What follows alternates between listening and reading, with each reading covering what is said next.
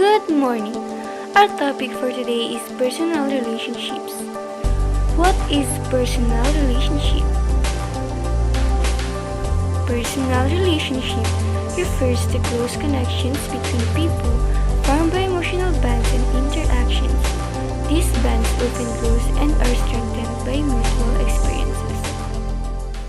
So, ibig sabihin is personal relationship is nagre-refer sa mga connection natin between sa mga taong nakakasalamuhan natin. And i-strengthen yun by mutual experiences. Kunwari, naging close kayo ni ganito dahil nagkasama kayo sa isang activity. And yun nga na-strengthen yung personal relationship nyo to each other. So hopefully naintindihan nyo ang meaning ng personal relationships. And here's a video clip na nagpapakita on how to build relationships unto others and how to build trust. A team without trust isn't really a team. It's just a group of individuals working together, often making disappointing progress. They may not share information, they might battle over rights and responsibilities, and they may not cooperate with one another. It doesn't matter how capable or talented you are. If you can't build relationships fast, then you may never reach your full potential. One of the best-selling books on the subject of building relationships and trust is How to Win Friends and Influence People. Dale Carnegie's 1936 classic has sold over 15 million copies worldwide. The book has stood the test of time and includes advice which is still relevant today. Carnegie's book covers some very simple concepts, but it claims to bring about some drastic results. Take, for example, his advice on showing a genuine interest in other people. Carnegie believed that you can make more friends in 2 months by becoming genuinely interested in other people than you can in 2 years spent trying to get people interested in you. When you find yourself meeting new people, try to become genuinely interested in the other person, even if you think you have nothing in common. The road to a person's friendship is to talk about the things he or she treasures the most. Carnegie considers this to be a skill which can be practiced and improved. As you improve, you also increase your network and your ability to influence. What Carnegie was basically saying is being a great conversationalist is about being a good listener. The trick is to ask questions that people will enjoy answering and encouraging them to talk about themselves and their interests. Mastering this skill will help you build trust and stronger relationships in no time. Carnegie also stressed great importance on remembering and frequently using the other person's name. He believed that a person's name is the sweetest and most important sound in any language to that person. Never underestimate the amount to which people value their own name. So next time you meet somebody new, make a special effort to remember their name. And of course, if you ever find yourself having to put their name in writing, be sure to use the correct spelling. Another useful piece of advice from Carnegie's work is the guidance he offered on giving criticism. There is one sure way of upsetting other members of your team, and that is by telling somebody very directly that they're wrong. Telling somebody this and disregarding their opinion is a direct attack on their intelligence and pride. Their immediate response will be to strike back and argue their point. Instead, try asking a question which will force them to think about a different point of view and challenge their own idea. Being able to deliver criticism in a constructive way is a key skill for being a great team player. It's also worth looking at how well we take criticism. To be a good team player, you need to respect other people's opinions and not take criticism personally. Just understand that other people have a different perspective and it's their weakness if they can't be constructive. So, ayun, sabi nga sa video clip na trust yung kailangan, tiwala. So, sa mga may jowa dyan, di ba, kailangan ng tiwala para mas ma-strengthen yung relationship nyo. And yung pagbibuild ng relationship mo sa iba is wala yun sa talent or kung gaano ka man kagaling. Nandun yun sa pakikisalamuha. So let's proceed to the next slide. Mostly adolescence is the stage when many personal relationships such as so-called romantic relationship are usually formed. So ano nga ba yung romantic relationship? Hindi naman na bago sa ating to, mas lalo na sa ating mga kabataan. Yung loving-loving, ganams. And ayun nga, romantic relationship may begin with being attracted to someone, develop into loving him or her, and end up committing to spend a lifetime with that person. So, lagi nagsimula yung romantic relationship natin sa isang tao kasi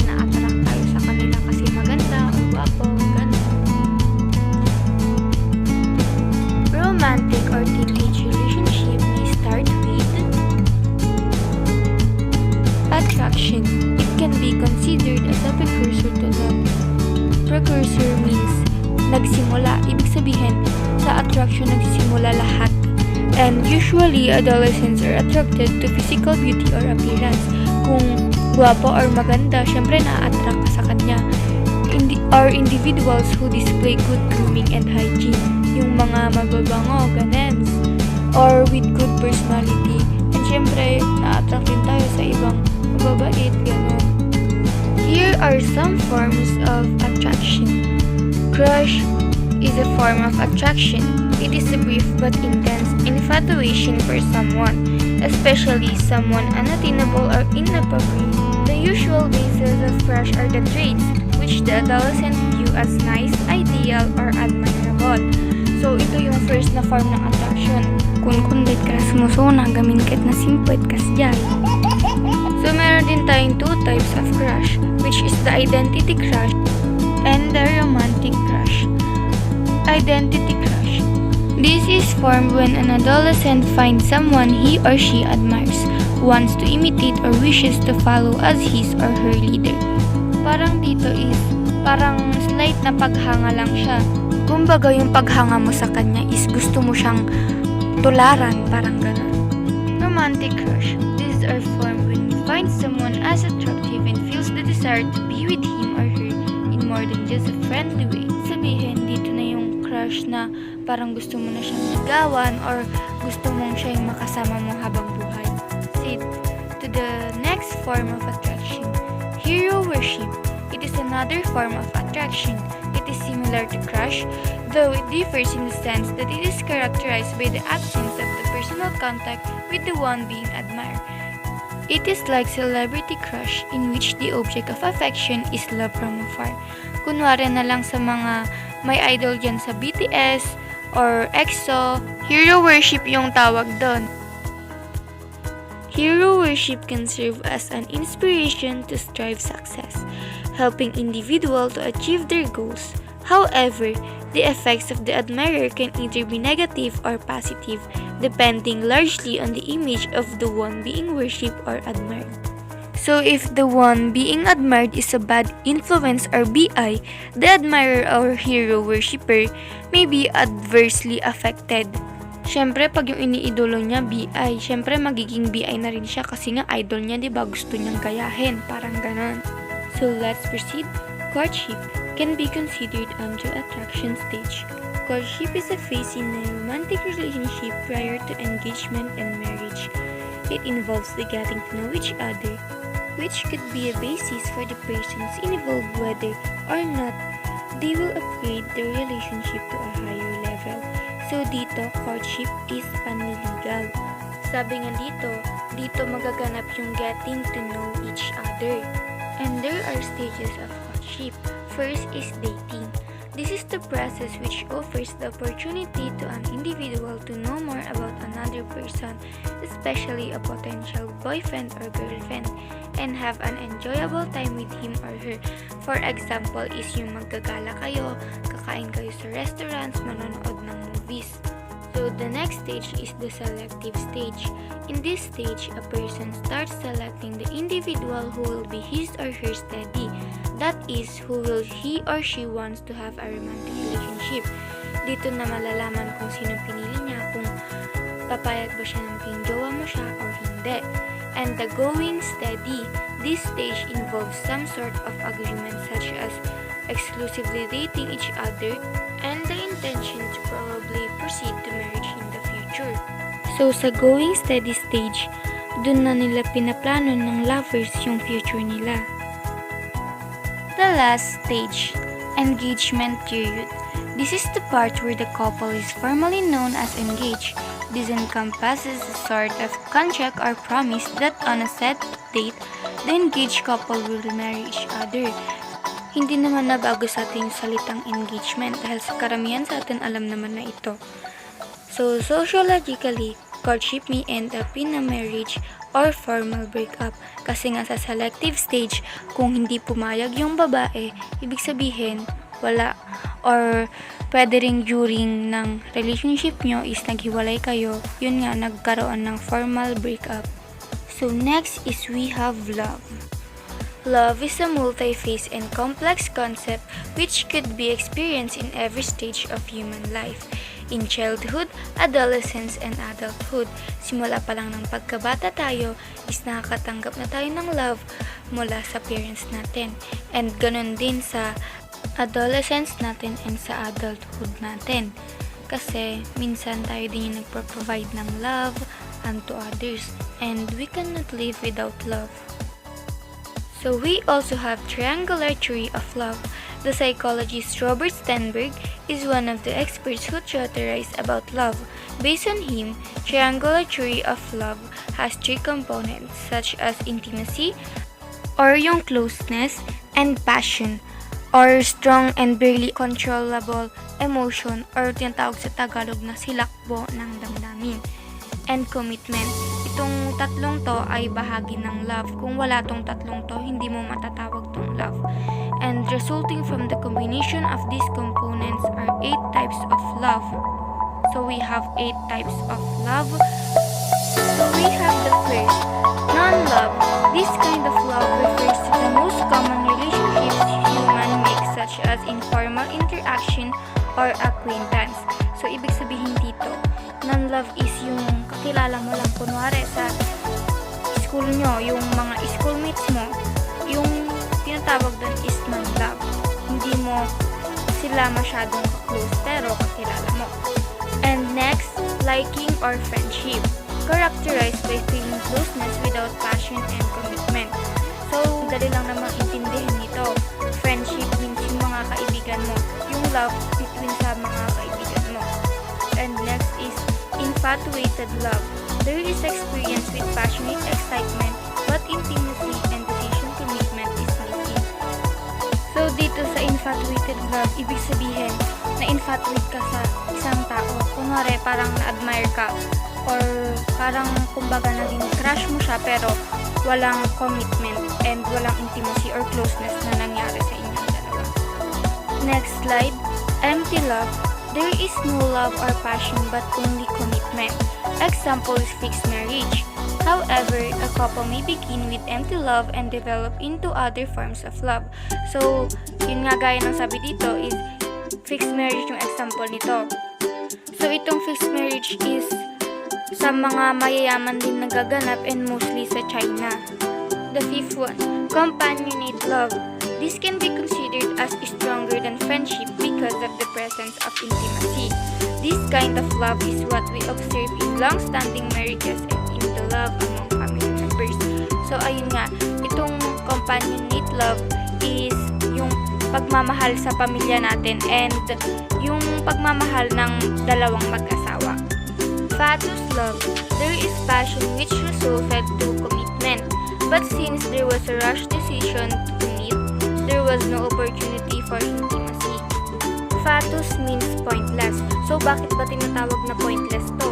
Kasi nga 'di ba, may commitment pero walang intimacy or closeness na nangyayari. Gason that, consummate love, the perfect and ideal form of love everybody want to achieve. According to Sternberg, couples in this kind of love cannot find happiness from other person aside from their respective partner.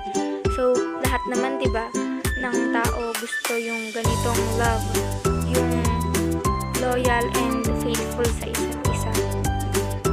Ito yung type of love na hindi ka lolokohin, sasaktan at ipagpapalit. Char! So, proceed na tayo sa next.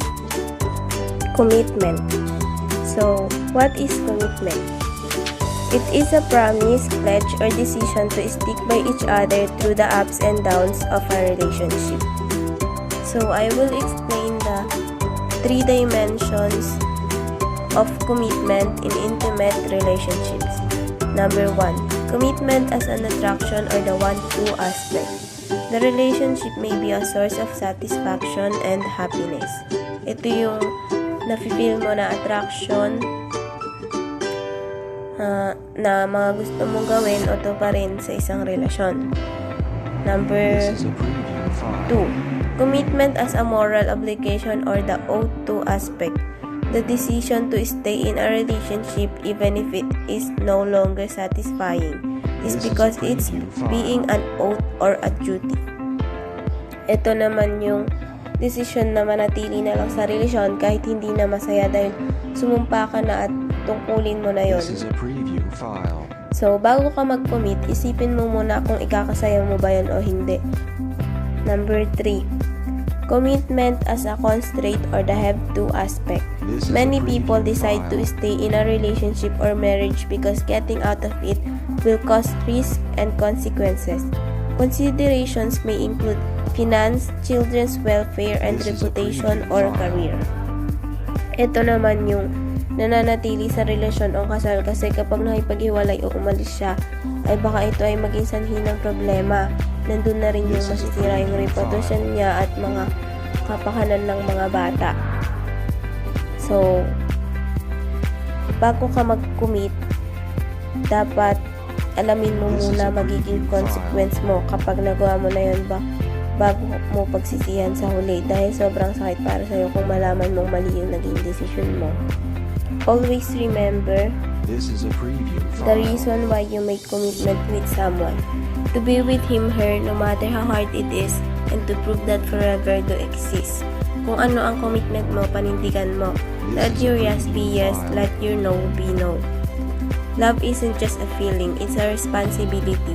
It's a promise to care for and protect someone. Love means never turning your back on This is a someone when preview things file. get difficult. Love as a feeling alone is selfish. The commitment is what makes it true. So we have here the unacceptable expressions This is a of preview attraction. file. Acceptable, glancing at each other. Yung mga pasilip-silip ni Pinams. Number 2, verbal communication, This is a saying, preview I love file. you and I like you. So, normal naman na yun sa mga magjowa or sa mga mag-crush. Number 3, smiling. Number 4, writing letters. Mas lalo na kapag mansari or anniversaries. Number 5, phone calls or chatting. Normal din naman yan sa magjowa. Number 6, giving presents. Number 7, showing attraction through social media. Sa mga napopost kunwari, I miss you, tas meron yung picture nila, nagmamayday, ganams. Number 8, holding hands. Walking arm in arm, o sa mga magjowa na naglalakad sa harapan mo, tas ang tagal-tagal ay naapo.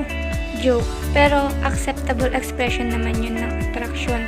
So, yun yung pag-express nila ng love nila to each other. Number 10, kiss on the cheeks or beso-beso on some occasions. Number 11, going out. Ibig sabihin, kunwari kapag nagde-date sila, ganon. Unacceptable, kissing or cuddling or holding in public. Sa mga PDA masyado, ganon. Number 2, flirting. Yung mga naglalandian na, ay, apo. Number 3, invading personal space. Number 4, back rubbing or massaging or caressing or stroking. Siguro applicable lang to sa mga mag-asawa, ganon. Okay, let's proceed to the next. Some other ways in showing love, attraction, and commitment. Sa love, verbal expressions using kind words and compliments. Thinking and showing gratitude even if small things are done. Listening or paying attention. Spending quality time. Syempre, mahalaga talaga yun sa isang relationship. Giving gifts and surprises. Sa attraction, making eye contact. Smiling. Doing favors na kahit mahirap is kinakaya natin para ma-show lang natin yung love natin. Sending sweet messages. Number 3, commitment. Make the relationship or marriage an essential part of life. To make it work, both parties should have a mutual effort to make it a priority. So, kailangan talaga sa commitment ang time and efforts. Avoid anything that will destroy the trust of your partner. So, kung alam mong ayaw niya yon or magagalit siya pag ginawa mo yon, kailangan iwasan mo na. Or kunwari, alam mo nang selosa yung jowa mo, tapos makisinsinwit ka pa lang, ay naapo. Letter C, create a regular routine for bonding or think of activities that will promote intimacy and strengthen commitment. For example is jogging together, or pwede ring ML, pwede ring date, ganon. or basta kahit ano, basta alam mong magiging masaya kayo and mag-enjoy kayo dun. Helpful guidelines on creating relationships. Number 1, invest in a good relationship. Dito, parang sa business din. The more you invest, the more napapalik din sa'yo yung love na binigay mo. Number 2, be clear on whom you really want to be with. Kasi meron yung iba, diba, na pumapasok sa isang relationship pero hindi pa pala naka-move on sa ex nila. Ganon. Number 4, remember that love involves a leap of faith. Kailangan talaga ng tiwala. Number 5, be confident in love. Number 6, find security in love. Number 7, root your relationship and friendship. So, pagsamahin yung relationship and friendship, kailangan kapag sa isang relationship, di pa rin mawawala dun yung friendship nyo. And of course, yung closeness nyo. Number 8, keep in mind, life is also about loving. So, di talaga tayo mabubuhay without love. Kasi sa simula pa lang na pinanganak tayo, nakakatanggap na tayo ng love. Number 9, remember that love too can be hurting. So, kapag pumasok ka sa isang relationship, part na ng love life mo yung masasaktan ka. Kaya pag mag-create tayo ng relationship, kailangan nating sumugal. Sabi nga sa kanta, huwag kang matakot mahal, di ka mananalo kung hindi ka susugal. O basta yun, pangit ng boses ko. Number 10, relationship requires calculated risk-taking. Kaya nga nasabi ko kanina, kailangan talaga nating sumugal kapag magmamahal tayo. Number 11, be wise in love. Kailangan piliin naman natin yung karapat-dapat na tao at hindi yung lolokohin lang tayo. Number 12, don't believe that love is blind. Because love can see. It's just that kayang i-ignore ng tao or kayang tanggapin ng tao yung imperfections ng minamahal niya. It's not blind. It's just accepting the one you love. And kung love is blind, bakit merong love at first sight, di ba? So, number 13, remember that you can fall in love to the person you hate. Karamihan sa kabataan dati, binubuli niya lang, ngayon, jowa na niya, di ba? Number 14, make love the reason for your marriage. Number 15, don't promise eternity cause there's no eternity. Kasi nga, lahat naman tayo is mamamatay. Number 16, never say you have mastered love because love is unpredictable. Number 17, build a bridge of chance for the one you love. Number 18, consider love as a project. Kasi diba nga sa project is pinag-e-effortan natin. Dapat ganun din yung gawin natin sa minamahal natin. Number 19, consider love as a destiny. Love is like destiny. It's the combination of what is given and what is chosen. What is given is the feelings and what is chosen is the things you do to nurture that feeling.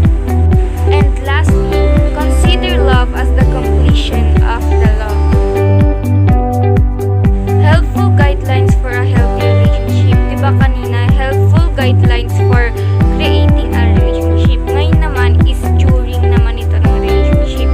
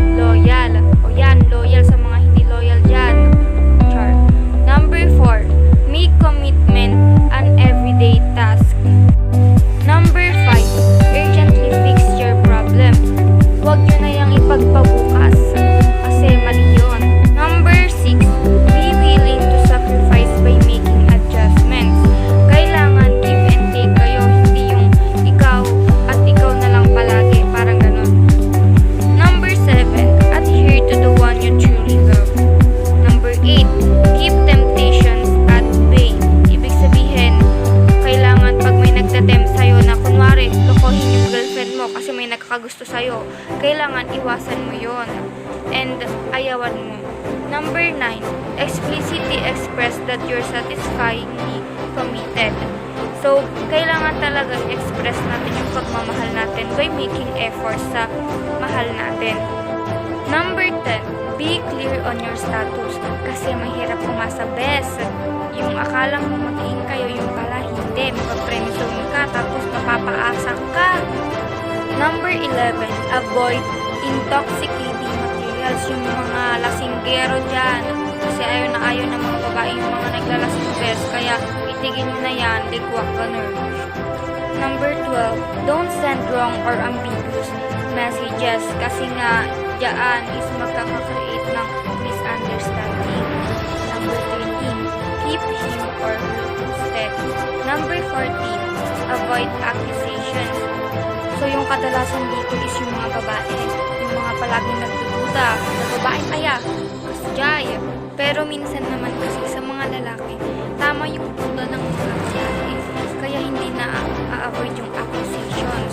Pero as long as possible, kailangan i-avoid natin yung accusations para hindi mag-create ng away and misunderstanding sa isa't isa. Number 15, mutually work together for the relationship. Kailangan magtulungan nga kayo and give and take. Number 16, have clean fun with your partner. Number 17, learn from each other. Number 18, be sensitive to what he or she likes. Siyempre, dapat alam mo na yun kasi di ba nga, pinasok yung relationship na yan. Kailangan alam nyo kung ano yung gusto at hindi gusto ng isa't isa. Number 19, remember that love understands. Kailangan lagi nyo inuunawa yung isa't isa. Number 20, consider the above-mentioned lines not as hard and fast rule. And that's all. A great relationship doesn't happen because of the love you had in the beginning, but how well you continue building love until the end. And sana nakatulong kami at maraming nakarelate sa lesson nito. Keep it for topic